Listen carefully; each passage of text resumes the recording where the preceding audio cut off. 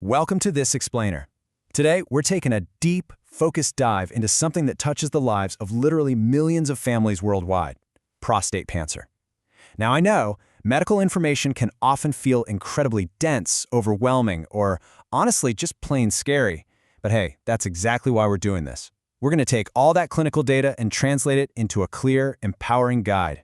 We'll map out the whole patient journey together, from the absolute basics of the disease right through to diagnosis, treatment, and life afterward. Because knowledge really is power, right? By the end of this, you're going to have a rock-solid grasp on exactly what this journey looks like. So, let's jump right in. To really grasp the gravity of this, we kind of need to zoom out first and look at the massive global threat of cancer as a whole. According to the World Health Organization, cancer accounted for nearly 10 million deaths globally in 2022. I mean, 10 million? That's a staggering, almost incomprehensible number. It's enough people to populate a massive megacity. This is a disease affecting literally every corner of the globe, demanding our constant research and awareness.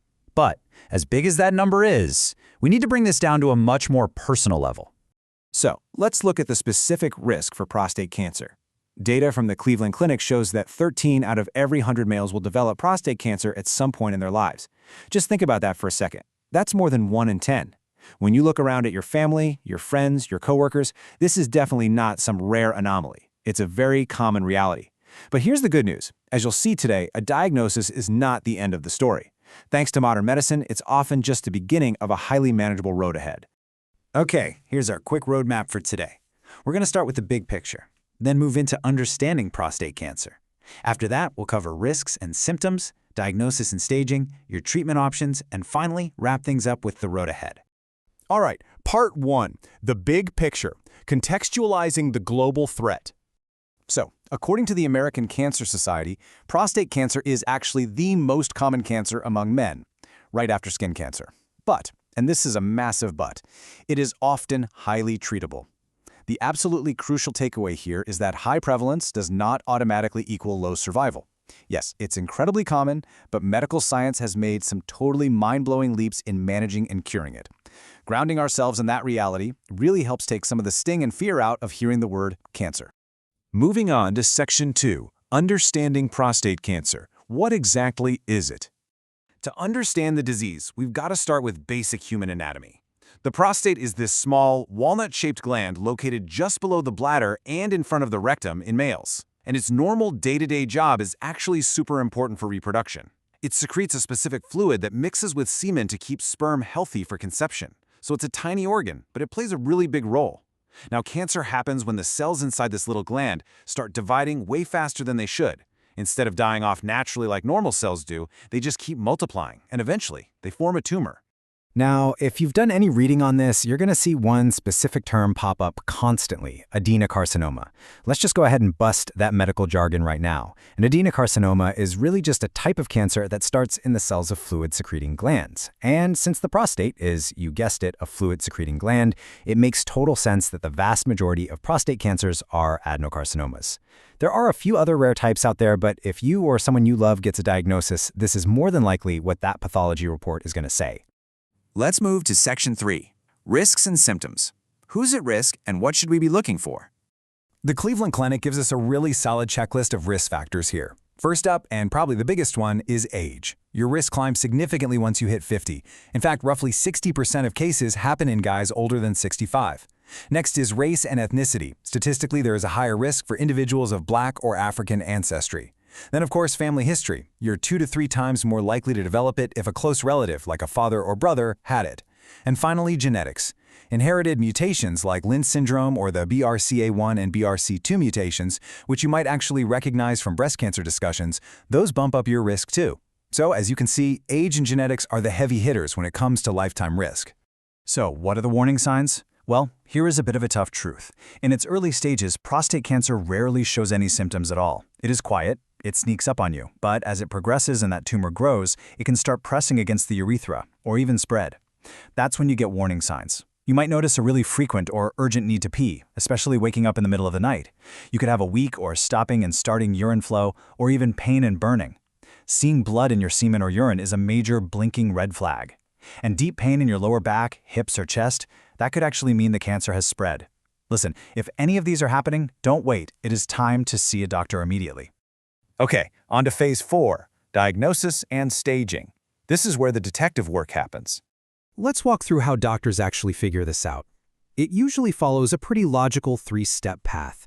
Step 1 is straightforward screening, a simple PSA blood test, which checks for elevated prostate-specific antigen levels, usually paired with a physical digital rectal exam to feel for any bumps or hard spots.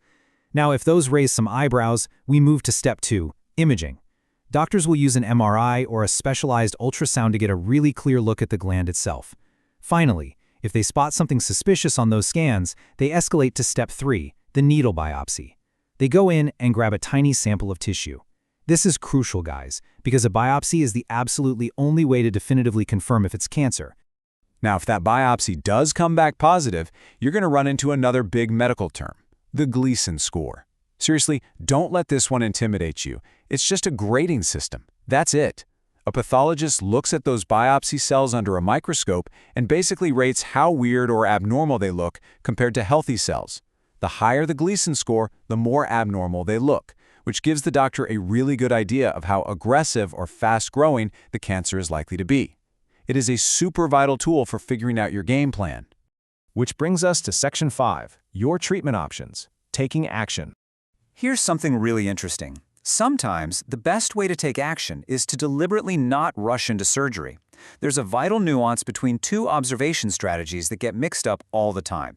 Because prostate cancer is often super slow growing, a doctor might suggest active surveillance. This is definitely not ignoring the problem. It's intensely monitoring it with regular biopsies and scans every 1 to 3 years, so you're ready to strike the second it grows. Watchful waiting, on the other hand, is usually for older patients who might have other, more pressing health issues. That involves much less frequent testing and focuses strictly on easing symptoms to keep quality of life high, rather than trying to aggressively cure the cancer. But let's say active intervention is the way to go. Doctors today have an incredibly advanced toolkit for this. For surgery, a radical prostatectomy removes the entire diseased gland. And nowadays, they often use minimally invasive robotic arms to do it. It's pretty amazing. Then there's radiation therapy, which can zap the cancer from the outside using X-rays, or even from the inside by implanting tiny radioactive seeds. If the cancer has spread beyond the prostate, systemic therapy steps up to the plate. That could be hormone blockers to literally starve the cancer of testosterone, or it could be chemotherapy, or even cutting-edge immunotherapy. And lastly, we have newer focal therapies. These are super targeted treatments that actually destroy localized tumors using extreme cold, heat, or lasers. Now, we have to be real here and talk about the physical toll of these treatments. Because the prostate sits right at the busy intersection of the urinary and reproductive systems, treating it can cause some really challenging side effects. Patients might deal with urinary incontinence, erectile dysfunction, or infertility. I know, that is a heavy burden to carry. But the absolute most important thing to remember here is that you do not have to just live with it in silence. Care teams have a whole arsenal of strategies, medications, and physical therapies designed specifically to help you manage and recover from these side effects over time. You are definitely not alone in that fight. Finally, let's look at Section 6, the road ahead, outlook and prognosis. Get ready for some incredibly good news. When prostate cancer is caught early, meaning it's localized and hasn't broken out of the gland, a staggering 99% of people live at least 5 years past their diagnosis, almost 100%.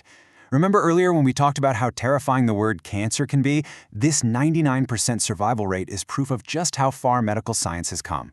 It's exactly why catching it early is the absolute gold standard.